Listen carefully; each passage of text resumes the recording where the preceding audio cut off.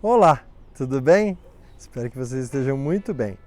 Hoje nós vamos falar sobre o modelo atômico de Rutherford. Pois é, ele tem uma frase que ficou muito conhecida como a coisa mais importante que aconteceu na minha vida. Pois é, o que será que foi tão importante que aconteceu na vida dele? E olha, vou dizer mais, ele é um ganhador do prêmio Nobel. E essa não foi a coisa mais importante que aconteceu na vida dele. Vamos lá conhecer o que o Ernest Rutherford, esse físico e químico neozelandês, tem a contribuir para a ciência?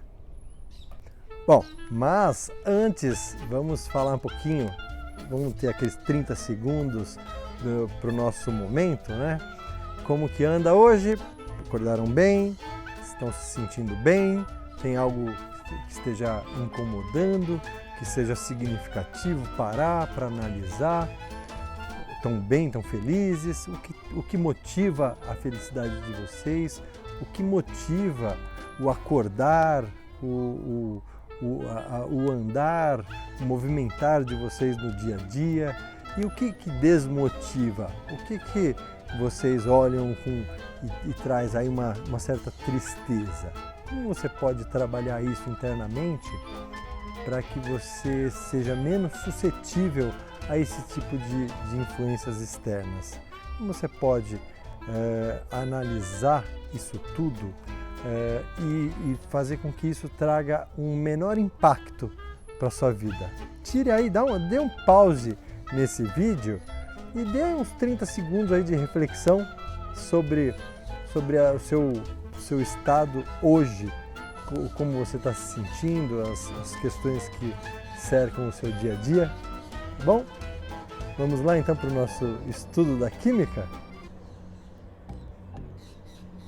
Bom, como eu disse no começo, esse físico e químico neozelandês, que foi inclusive aluno do Thomson, ele era um físico e um químico, né, um cientista muito ligado às questões experimentais.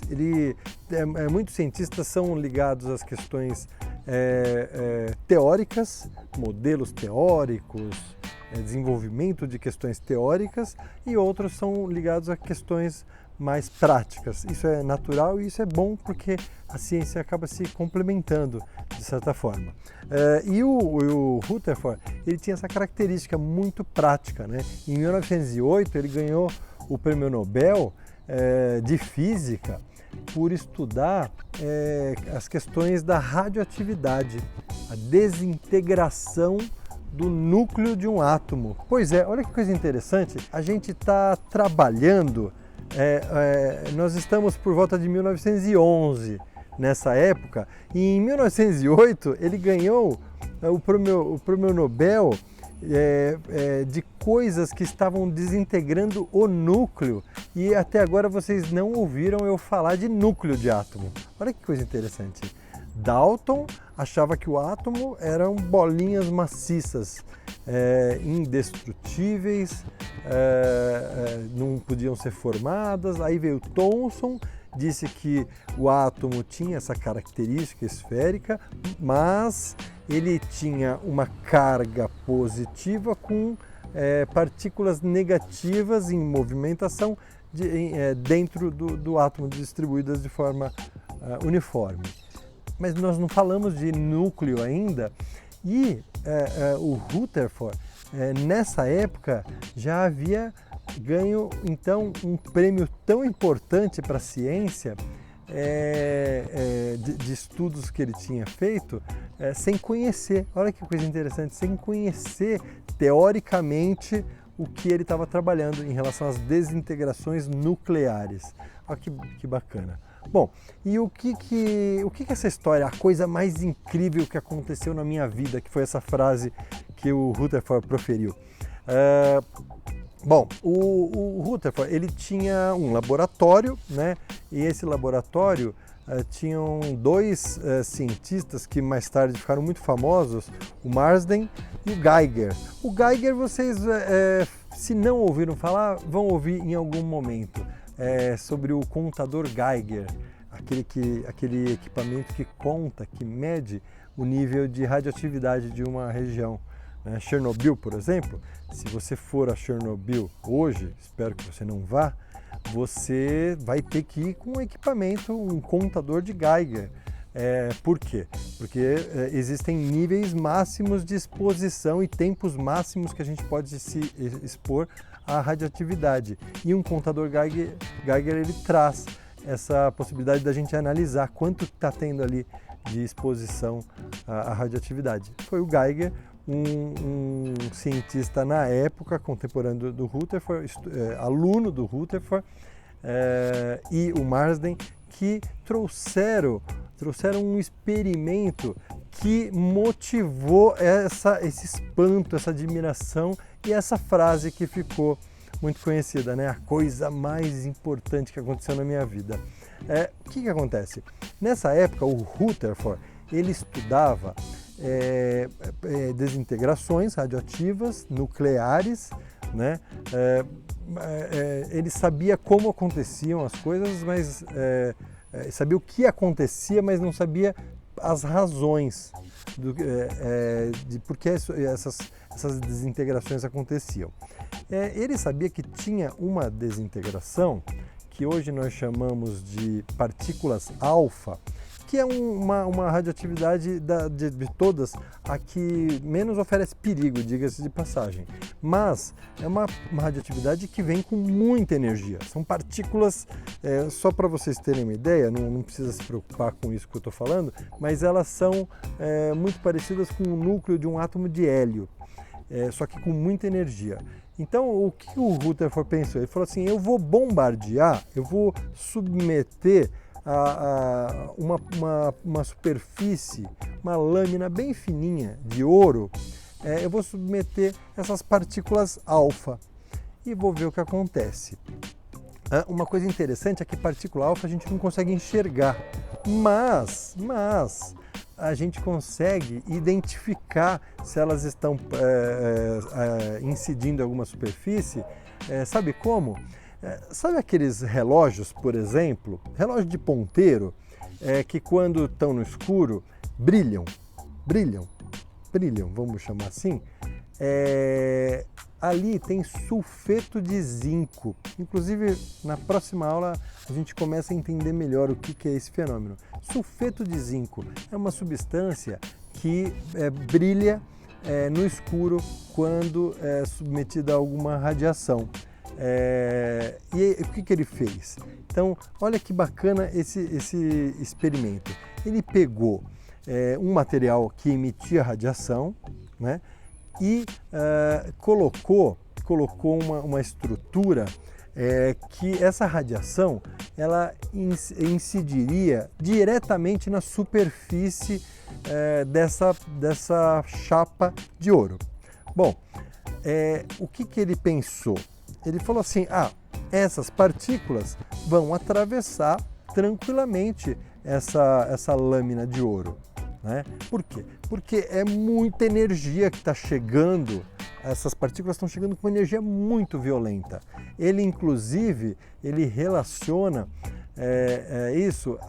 essa situação como se estivesse chegando um projétil de 15 polegadas, os documentos oficiais da época, ele traz como um projétil de 15 polegadas que fosse disparado em cima de uma folha de papel. O que você, cientista do Colégio Santo Américo, pensaria? Eu vou disparar um projétil com muita energia, com uma velocidade enorme, em cima de uma folha de papel. O que deve acontecer? Vou dar um tiro numa folha de papel. O que vai acontecer? Vai passar. É isso que ele esperava. E não é isso que aconteceu. Ele esperava que essa radiação passasse. Como ele montou o equipamento dele? Aliás, só para ser justo e honesto com as informações, foram o Marsden e o Geiger que fizeram esse experimento. Tá? Ele só analisou os resultados. Isso acontece muito, tá? Isso é muito frequente quando vocês veem assim uma notícia, tal cientista descobriu tal coisa, né? Se você olhar, tem um grupo de pesquisa por trás desse pesquisador enorme, muitos doutorandos, muitos mestrandos, muitos pós-doutorandos que estão nesse grupo, às vezes grupos de 30 pessoas que estão ali pesquisando e defendendo teses e mais teses, e aquela soma daquele monte de conteúdo vira uma grande descoberta para a humanidade e para a ciência, tá? Bom, então como que ele descobriu, como que ele eles montaram esse experimento? Eles fizeram essa região externa que fica em volta dessa lâmina de ouro, eles fizeram desse material que é suscetível ao encontro desse material radioativo, né? Sulfeto de zinco, e colocaram a lâmina de ouro. O que aconteceu? Se for acontecer isso que o Rutherford está pensando, um tiro numa folha de papel, a radiação passando pela lâmina de ouro, ela vai passar direto, como um tiro numa folha de papel. E o que aconteceu? Aconteceu que ele começou a olhar essa região redonda que você vê, ele começou a perceber brilhos por várias regiões, não só na região onde estaria em linha reta com a saída do material radioativo, da radioatividade, dos raios radioativos. Isso significava o quê? Que os raios, a partir do momento que entraram em contato com aquela lâmina de ouro, eles ou sofreram algum desvio, não passaram em linha reta, ou passaram em linha reta, grande parte, a maior parte passou em linha reta, mas uma parte sofreu desvio e uma parte voltou, ricocheteou e voltou. Olha que coisa interessante. E aí vem novamente essa frase, a coisa mais incrível que ocorreu na minha vida. Porque, do ponto de vista científico, é como se você desse um tiro numa folha de papel e, sei lá, desse 100 tiros, e dos 100 tiros, sei lá, 95, estou chutando, estatisticamente não tem similaridade, tá? Mas, sei lá, 95 balas passariam, 2 desviariam e 3 voltariam. Como assim? Eu dou um tiro e alguma bala vai voltar numa folha de papel, né? Isso chamou demais a atenção, a coisa mais importante que aconteceu na vida dele. Por quê? Porque ele falou assim, tem alguma coisa aí, esse modelo do meu ex-professor J.J. Thomson tem alguma coisa de errado, porque se fosse do jeito que ele está dizendo, não bateria, os raios não iam bater e voltar. Tem alguma coisa de estranho nisso aí, né? Bom, eu gostaria de verdade, se nós estivéssemos em aula agora, eu ia parar por aqui e eu ia abrir para vocês me dizerem. Me diga, como que, se você fosse o Ernest Rutherford lá em 1910, 1911, né, portanto, há 110 anos atrás, o que você, olhando para esse experimento, o que você concluiria? Você diria que o átomo tem que características para que a radioatividade tenha esse comportamento? Dê um pause aí e dê uma refletida sobre isso. Será que é aquele modelo de Thomson, né, com uma esférico, né, com carguinhas, maciço, lembra, é o oposto de um ovo de Páscoa, que é oco, né? Maciço tem massa lá dentro, né? Será que é desse jeito?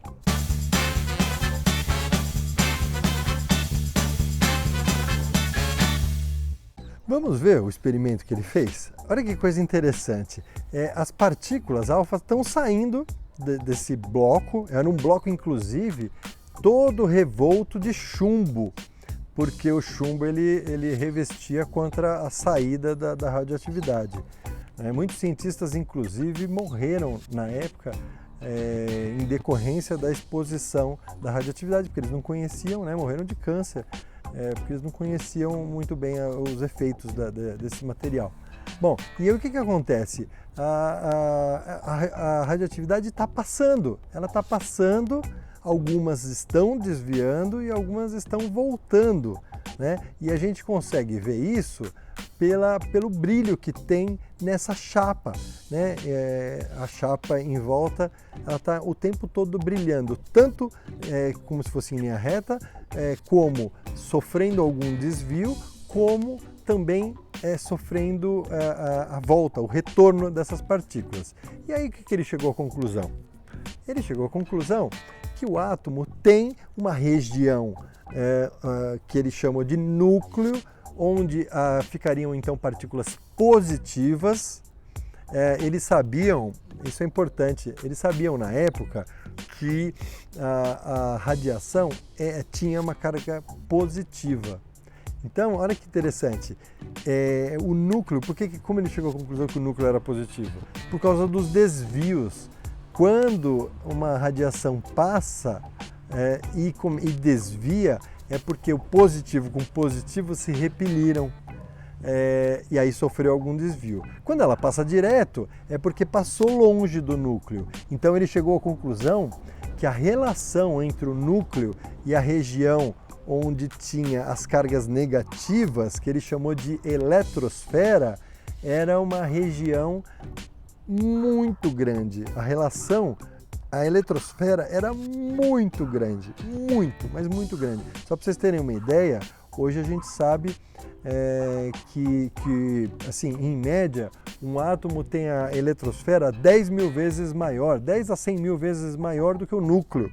É como você pegasse uma bolinha de tênis e colocasse no centro daquele estádio daquele time que é mega, super, ultra campeão o tempo todo, mundial, aquele lá do São Paulo, isso, exatamente. Você pega uma bolinha de tênis e põe ali no meio do campo, ali seria o núcleo, só para você ter uma ideia de tamanho, a bolinha de tênis seria o núcleo. E a arquibancada, onde nós ficamos assistindo o show que esse time maravilhoso dá, de vez em quando, seria a região onde ficam os elétrons. Então, esse é o modelo que o Rutherford trouxe, que tinha um núcleo e em volta tinham elétrons girando, cargas negativas girando. Tá? E o que ele atribuiu à volta, a radioatividade voltando? É quando batia de frente, quando dava trombada de frente com o núcleo, a radioatividade voltava. Quando passava longe do núcleo, passava direto. Por isso que a maior parte passou direto. E quando passava pertinho, o positivo do núcleo com o positivo da radioatividade fazia desviar, repelia e fazia desviar. Então ele chegou a esse modelo, que é um modelo que nasceu com problemas físicos. Tá? Eu começo o próximo assunto, quando a gente discutir o próximo modelo atômico, eu falo que são problemas muito básicos, fisicamente falando, são problemas muito básicos que ele sabia, mas ele não era um físico teórico, ele era um físico prático e ele trouxe então uma proposta para a comunidade científica que muito rapidamente foi utilizada, muito bem utilizada, mas teve um avanço em cima desse modelo. Tá bom? Então é isso, gente. Esse é o modelo atômico de Ernest Rutherford, que lá no comecinho do século XX, em 1911, ele trouxe essa proposta, essa reflexão, e então ele inaugura essa característica que o átomo tem muito espaço vazio. é um barato. A ciência ela vai se movimentando, ela continua se movimentando hoje em dia. Muitos cientistas no mundo todo, em universidades, em centros de pesquisa privados também, o tempo todo pesquisando, juntando suas informações para muitas vezes trazer um benefício para a população, outras vezes para não, infelizmente, nem sempre é para benefício da população, mas a ciência se movimentando e construindo aí conhecimento. É dessa forma como as coisas vão acontecendo. Inclusive, não só no laboratório. Muitas vezes a ciência cresce independente desses experimentos propriamente ditos. Tá bom? Mas esse é um outro papo que a gente vai conversar mais pra frente. Bom, é isso, gente. Espero que vocês tenham gostado desse modelo atômico do Rutherford. Modelo muito bacana, muito bonitinho. Essa aula foi feita com muito amor, com muito respeito e com muito carinho. Até a próxima!